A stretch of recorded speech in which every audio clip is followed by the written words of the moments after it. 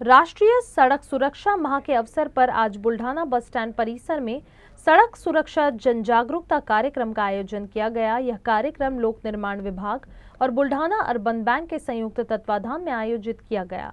1 January से 31 January तक मनाए जा रहे सड़क सुरक्षा माह का उद्देश्य बढ़ती सड़क दुर्घटनाओं पर नियंत्रण पाना है।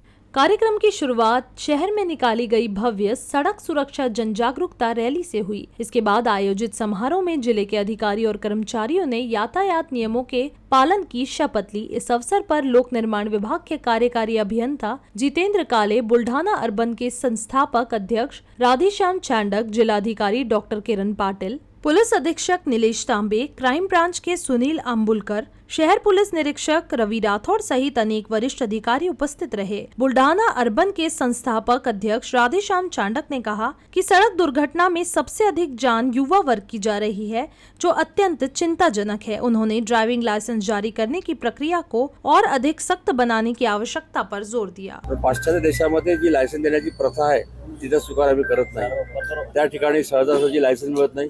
आमच्या इथे सहज लायसन मिळते आणि त्यामुळे रोज वर्तमानपत्रात होणारे अपघात आपण वाचतो। आजही मी बघितले की आज 11 तरुण मुलं महाराष्ट्रामध्ये मोटरसायकल आपल्या आणि कारच्या अपघातामध्ये गेलेले आहेत। याला जशी ती मुलं कारणीभूत आहेत तसे आम्ही सुद्धा प्रशासनाला तितकं जबाबदार आहे। कोणी तिबलशीर गाडी चालवते, हेल्मेट वापरत नाही, दारू पिऊन गाडी चालवतात, वेग मर्यादा नाही, त्यामुळे सगळे होतात। मी आपल्या सगळ्यांना असं आवाहन करेन की आपण सगळ्यांनी शासकीय अधिकाऱ्यांनी कुठेतरी लायसन देण्याची प्रथा आहे ही कडक करावी। रस्ता सुरक्षा सप्ताहाचा उद्देश एकच आहे की लोकांमध्ये जागरूकता निर्माण व्हावी आणि रस्ता अपघाताचं प्रमाण कमी व्हावं। आपण जर पाहिलाय की दररोज 450 लोक मृत्युमुखी पडत आहे, तर हा आकडा कुठंतरी शून्यावर यायला पाहिजे। त्यासाठी लोकांमध्ये जे वाहन चालवतात त्यांच्यामध्ये जागरूकता होणे फार गरजेचं आहे। आपण जर पाहिलं असेल तर एक आपल्या बाजूच्या राष्ट्राचं जर आपण उदाहरण घेतलं ऑस्ट्रेलियाचं, तर ऑस्ट्रेलियाचं प्रमाण हे अत्यंत नगण्य आहे, म्हणजे 0 आहे।